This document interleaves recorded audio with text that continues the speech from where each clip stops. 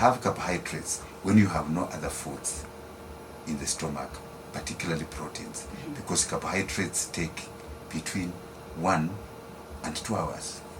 They are very fast in being digested. So another reason why you don't get optimum energy from it is this.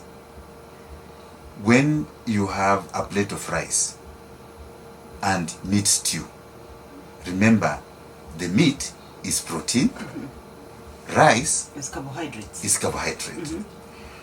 Upon reaching the stomach, you are going to have a problem because the two types of foods require different environments for digestion. The meat will require an acidic environment to digest.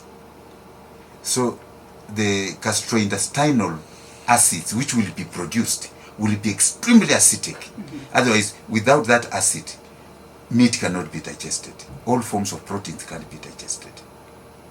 So when you combine the two, the stomach cannot open and release these carbohydrates to go into the small intestines where they are required to give you energy, because the protein must also be digested, and the protein, even to make it worse, takes almost 4 hours. So for 4 hours, your carbohydrates will not be digested at all. They will be waiting for the proteins to be digested in a hostile acidic environment, and then they will start petrifying. Petrification in simple English is rotting. Wow. So you are every day you are having food which is not digested properly and which is rotten getting into your system. What is the result? Bacteria, bad bacteria, fungi, viruses, and so you have a larger fungal and bacterial load in your system. So how would someone eat then those two, beef and rice? So even before we go there, you have heard of somebody saying, you know, you have a bacterial infection in your blood. Let me tell you,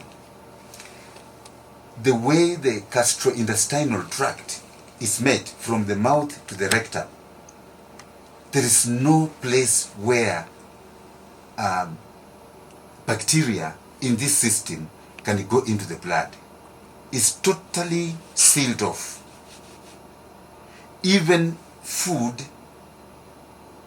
is only absorbed in microscopic form, which is much, much smaller than a normal bacteria.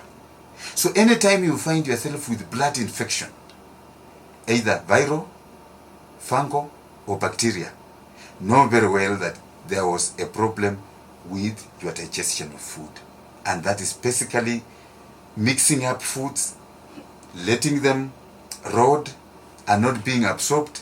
So you are eating a lot of food, you are getting less energy, you are not getting sufficient nutrients to cover you up. So the best way to eat, that's where we now come to the food combination. I do believe that in the morning, don't have proteins.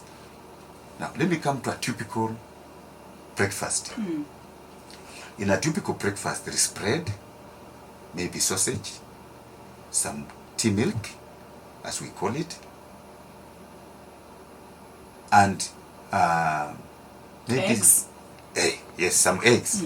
Now, eggs are mostly protein. Sausage, I can classify it as fat and carbohydrates, although many people are lied to and they are told, you know, a sausage is made of protein. Iyo ni unga. There's very little meat in a sausage. And but now look at the milk, which is protein and it has water.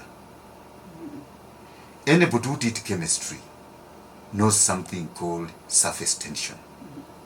Every time you have water into milk, you create a surface tension, which is bad for you, because besides the complication in the digestion, it is also the surface tension prevents nutrients from being absorbed. So you get almost zero from having tea, milk, which some people say tea with milk is supposed to be tea milk. So when you have tea milk, I will advise, if you are craving for milk in the morning, boil your milk, put in your tea leaves, and take a cup and go to work. Without water? Yes, don't put water. Not at all. Not at all. But also in the same morning, if you are having bread, please have it with vegetables. And you can have a bit of avocado, because avocado in this case becomes fat. Fat is neutral. It can go with vegetables. Vegetables are neutral. They can go with carbohydrates. And you will have absolutely no problem. I don't know who brought in this issue that you cannot have breakfast minus tea. It's not true.